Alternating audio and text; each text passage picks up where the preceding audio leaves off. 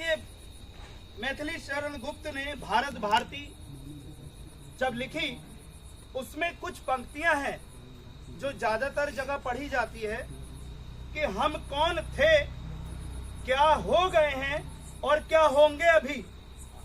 आओ विचारें आज मिलकर समस्याएं सभी। ये भारत भारती में मैथिली शरण गुप्त लिखते हैं। अब आप ये समझ लीजिए कि अभी और क्या क्या होना बाकी है, इस पर विचार करना बहुत ज्यादा जरूरी है। और अब आर्थिक, जब हम बात करते हैं कि देश की आर्थिक स्थिति कैसी है और क्या क्या बदलाव हो सकते हैं, विमुद्रीकरण हुआ, बहुत आप सब लोग समझ ही रहे हैं, नोटबंदी से लेकर हर चीजें, समस्या सब सामने आ रही हैं। वास्तव में आपके शिक्षित होने का यही प्रमाण है कि आप हाँ में हाँ मिलाने से पहले सोचेंगे कि आप हाँ में हाँ क्यों मिला रहे हैं। आपके पास वो कारण होना चाहिए। कुछ टाइम मतलब एक मिनट, मैं डिस्टर्ब हो रहा हूं थोड़ा। कि आप हाँ में हाँ मिला रहे हैं तो आपके पास कारण होना चाहिए कि आप हाँ क्यों मिला रहे हैं। यही आपके शिक्षित होने का प्रमाण है कि किसी ने बोल दिया भीड़ ने कि हाँ ये हो रहा है तो वहीं सब चल दिए। नहीं, विवेक नहीं है ये बुद्धि खत्म है। इसे बोलते हैं अंधबधिर होना, कि ब्लाइंड फॉलोअर्स।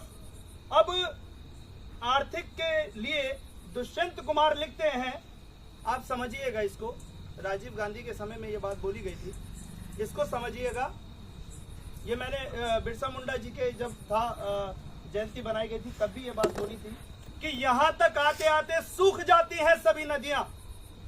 यहां तक आते आते, जो गरीब आदमी हम लोग हैं, कि यहां तक आते आते सूख जाती हैं सभी नदियां। मुझे मालूम है पानी कहां ठहरा हुआ होगा, मैं सजदे में नहीं था, आपको धोखा हुआ होगा।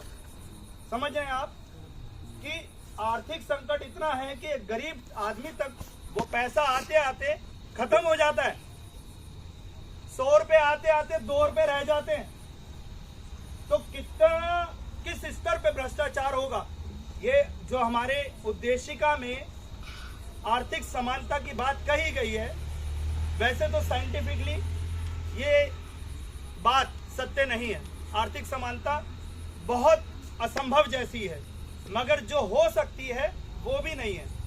तो फैज अहमद फैज लिखते हैं, बड़ा है दर्द रिश्ते का, बड़ा है दर्द रिश्ते का, ये दिल गरीब सही तुम्हारे नाम पे आएंगे। गम गुसार चले गुलों में रंग भरे। और आगे समझ रहे हैं, पूरी लाइन, पूरी एक गजल इतने अच्छे तरीके से प्रस्तुत की गई है कि अभी दर्द का रिश्ता जो है, हमारी आर्थिक स्थिति जो है, अभी प्रति व्यक्ति आए हम सबको निकाल के देखनी चाहिए कि पहले क्या थी और अब क्या है। फिर हमें डिबेट करनी चाहिए कि कहाँ कमी रह रही है। जो देश में हर व्यक्ति रोजगार को लेकर आत्महत्या कर रहा है, परेशान हो रहा है, रोजगार कहाँ उड़ जा रहे हैं, संख्या जो है वेतन की वो बढ़ने की जगह कम हो रही है। ये आर्थिक एनालिसिस आपको शिक्षित जो है आपकी जिम्मेदारी है उसे देखना। अब देखिए, उस समय नागार्जुन थे जो सीधा सत्ता से सवाल पूछ रहे थे। आज कौन है? आज कुछ कवियों के नाम बताइए मुझे, बताइए कोई कवियों के नाम। उस समय नागार्जुन लिख रहे थे, प्रतिबद्ध हूं, जी हां प्रतिबद्ध हूं, बहुजन समाज की अनुपल प्रगति के निमित्त संकुचित स्व की आपाधापी के निषेधार्थ, अविवेकी भीड़ के भेड़िया धसान के खिलाफ प्रतिबद्ध हूं, आबद्ध हूं, संबद्ध हूं। वो लिखने के लिए प्रतिबद्ध है कि मैं भेड़िया धसान के खिलाफ लिखूंगा। लेकिन आज मुझे बताइए कितने लोग लिख रहे हैं। जो ये संकट है, अभी आर्थिक संकट चल रहा है, देश में शिक्षा का संकट चल रहा है, राजनीतिक संकट चल रहा है, उस प्रतिशतता को आप मुझे शिक्षित समाज बताइए कि कितने प्रतिशत लोग लिख रहे हैं। और जो लिख रहे हैं, आपके पास प्रमाण होगा कि उनको संस्थानों से रस्टिकेट भी किया जाता है, उनको प्रताड़ित किया जाता है, मानसिक प्रताड़ना का उनको शिकार होना पड़ता है। ये जो समाज विकसित हो रहा है, संविधान दिवस पर ये इसलिए बोला जा रहा है कि इसका सीधा सीधा संबंध संस्था से नहीं है, हमारे विकास से, देश के विकास से है। यहीं से आपका व्यक्तित्व का विकास होगा। खैर, अब ज्यादा नहीं बोलेंगे हम। अंत में 1966 में नागार्जुन जी की लिखी कुछ पंक्तियां हैं जो पढ़ूंगा। खड़ी हो गई चाप कर कंकालों की हुक, नभ में विपुल निश्चित रूप से संविधान खराब सिद्ध होगा।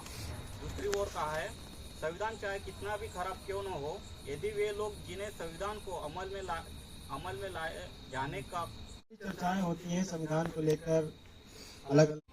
मतलब सभी ने बता दिया कि हमारे मौलिक अधिकार क्या है, हमें करना क्या समाज के लिए। मैं एक छोटी इकाई से बात करना चाहूँगा। सबसे पहले मेरा एक प्रश्न है, क्या आप में सबको बता सकता है जाति क्या होती है? एनीवन, जाति होती क्या है? जाति एक बीमारी है। नहीं, ये मतलब इसका डिफिनेशन कोई कर सकता है, जाति क्या होती है? आपने मतलब बहुत लोग सुना जाति क्या होती है। मैं अभी बच्चा हूँ, मैंने जितना अनुभव किया मैं अपने अनुभव की बात चीज़ें यहाँ रखूँगा, ठीक है? मैं साहित्यिक हिंदी में बदलता हूँ। जाति नाम की कोई चीज़ नहीं होती है। भारत में बाबा साहब अम्बेडकर ने लिखा है इस बात को। जातियों का कंसेप्ट है, अकेली जाति कोई चीज़ नहीं है, जातियाँ जातियाँ वो जातियाँ है ही क्यों, मैं उसकी विचार करना चाहूँगा। मैं अभी बच्चा हूँ, उसमें ज़्यादा अनुभव नहीं है, तो है मैं बता इसलिए आपको करना है। बाबा साहब की छोटा सा रिसर्च पेपर है, सबसे पहले ना कास्ट इन इंडिया, उसको पढ़ना है। धन्यवाद। मैं ये बताना चाहता हूँ आपको, जिस प्रकार लकड़ी छीलना बढ़ई का धंधा है ना कि धर्म, जिस प्रकार एक चमार का चमड़ा, उस टाइम पे बात कर रहा हूँ मैं जाति का स्पष्ट नाम लेके बोल रहा, किसी को बुरा लगे तो माफी चाहता हूँ मैं।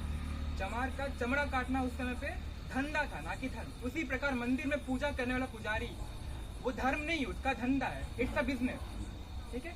सबसे पहले तो बिजनेस, किसी को बुरा लगे तो लगे, मुझे कोई दिक्कत नहीं है।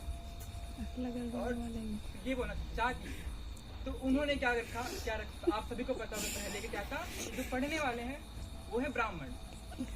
स्पष्ट रूप से मैं बोल रहा ब्राह्मण पढ़ने वाले हैं।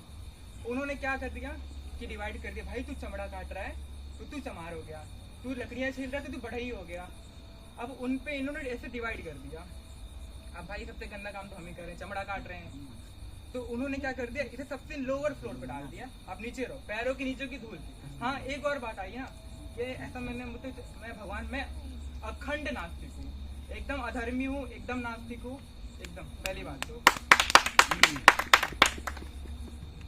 क्या कि मतलब कोई देवता है और वो क्या ब्रह्मा करके है, ठीक है? उनके पैरों से शुद्ध दलित मैं उस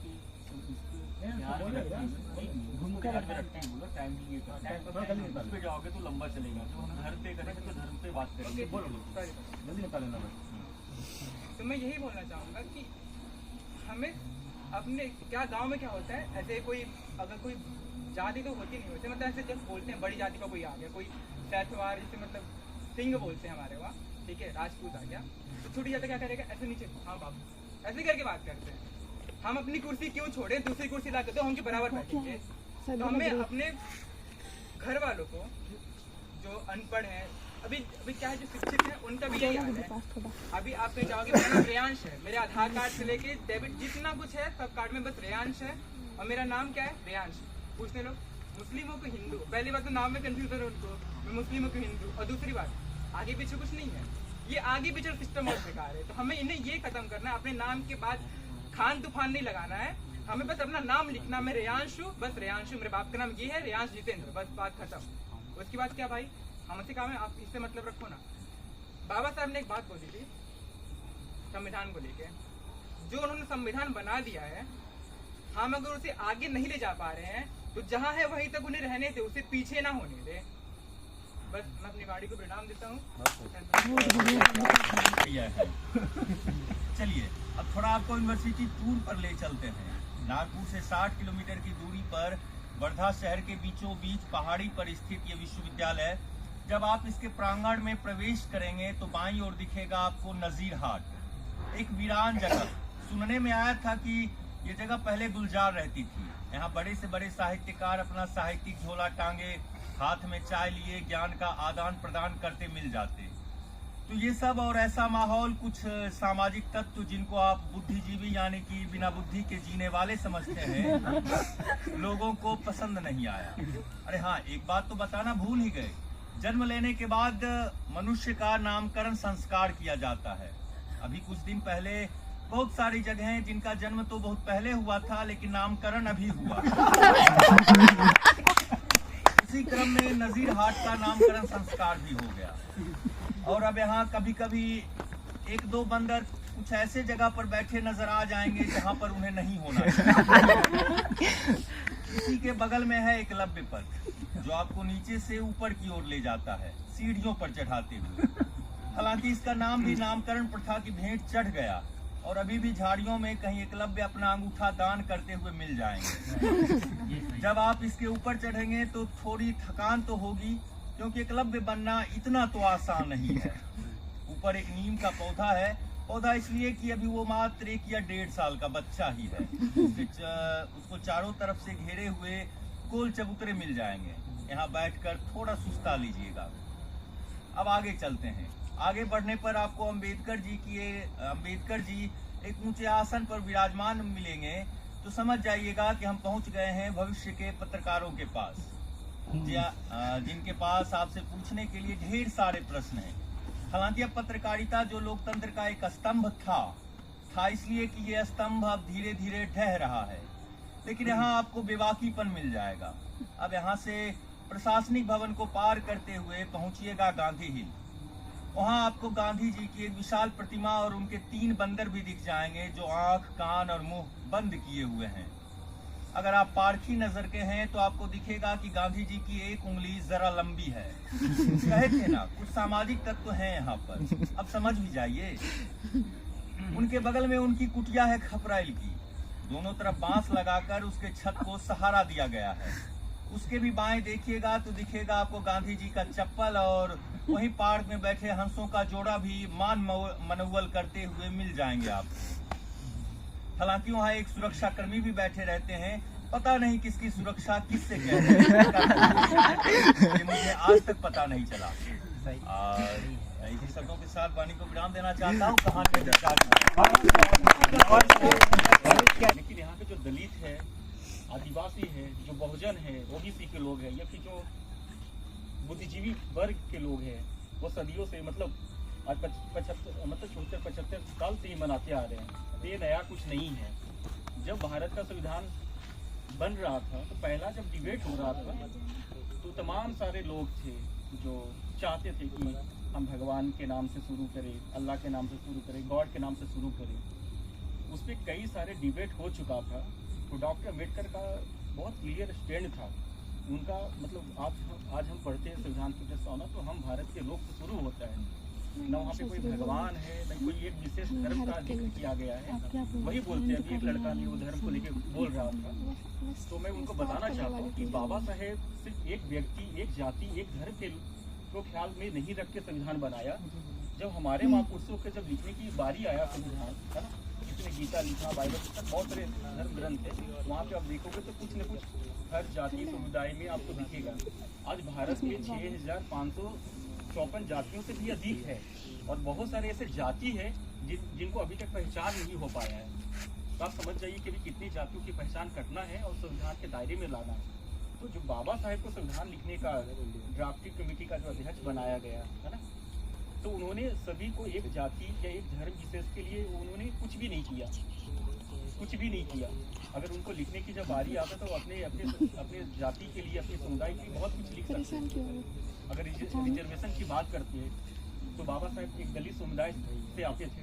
वो चाहते तो दलितों के लिए पहले आरक्षण ये रहते, लेकिन सबसे पहले यहाँ के देखा जो यहाँ के वंचित समुदाय है, ओबीसी जो बड़े तबके, लगभग 50% भारत की आबादी का अगर यहाँ पे बैठे होंगे तो कम से कम 50% से ऊपर होना चाहिए था ओबीसी। अब आप देख लीजिए कितने % ओबीसी यहाँ पे बैठे हैं।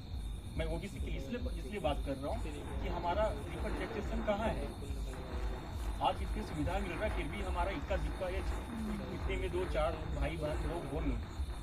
तो सबसे पहले उन्होंने ओबीसी का रिजर्वेशन रखा, उसके बाद SC ST उसके हिसाब से हुआ। तो हमारे महापुरुषों ने जिस हिसाब से उन्होंने संविधान को बहुत ही मतलब ऐसा क्या बोलते हैं, भारत का सबसे अगर कोई ग्रंथ होगा पवित्र ग्रंथ, तो सारे ग्रंथों से, धार्मिक ग्रंथों से ऊपर उठ के भारतीय संविधान है। अगर भारतीय संविधान पे अगर आज आप हैं तो हम पढ़े लिखे हैं, जागरूक है, तो हमें उनको बचाने के लिए, उनके हक के लिए लड़ना चाहिए। और अभी एक मज़ेदार बात बताता हूँ, जो अपने आप को सबसे ज़्यादा क्या बोलते हैं, धार्मिक लोग बोलते हैं। अभी उन्होंने सुप्रीम कोर्ट में पिटीशन फाइल किया था कि जो कॉन्स्टिट्यूशन है उसका प्रस्तावना है, उसमें समाजवाद वगैरह निरपेक्ष जो शब्द है उसको लेके निकाला जाए, क्योंकि इंदिरा गांधी ने उसको ये किया। तो बहुत लंबा डिबेट चला। तो अभी जो नए नए चीफ जस्टिस ऑफ इंडिया जो है खन्ना, उन्होंने खारिज कर दिया है कल की, मतलब ये खबर है, ये जजमेंट है। तो इससे बड़ी खुशी की बात और क्या हो सकती है कि आज हम संविधान दिवस मना रहे हैं और बहुत मजबूत बनाने के लिए जो अपने आप को धार्मिक क्या बोलते हो, कट्टर जो वादी लोग होते हैं, कुछ लोग वो चाहते कि धर्म और देश को बर्बाद कर दे। तो चीफ जस्टिस ने बहुत अच्छा मतलब जजमेंट दिया, भले वो जजमेंट अभी वो अपने रखा है। तो कहने का मतलब वही है। और आप लोग ने बहुत यहाँ पे कम समय में सब लोगों ने आया, और माफ़ी चाहता हूँ कि हमने 20 मिनट लगभग देर से कार्यक्रम शुरू किया, मतलब शुरू किया 6 बजे की जगह 6:20 के आसपास शुरू हुआ। और आप लोग जितने लोग यहाँ पे आए हैं, मैं तो सबको नहीं जानता हूँ। यहाँ तो एक संगठन का कार्यक्रम था, फिर भी 1 by 1 करके आप लोगों ने आया है। तो आपको मैं तहे दिल से मैं वेलकम करता हूँ और धन्यवाद देना चाहता हूँ कि आप इसी तरह आते रहिए। और एक आखिरी में मैं बोलना चाहता हूँ, एक ग्रुप फोटो होगा, फिर कुछ नाश्ता है, नाश्ता करके जाएंगे। तो जिसको लगता है फोटो निकालना है साथ में तो आप आ सकते हैं, जिसको लगता है कि बैठना बैठ सकते हैं, कोई फोटो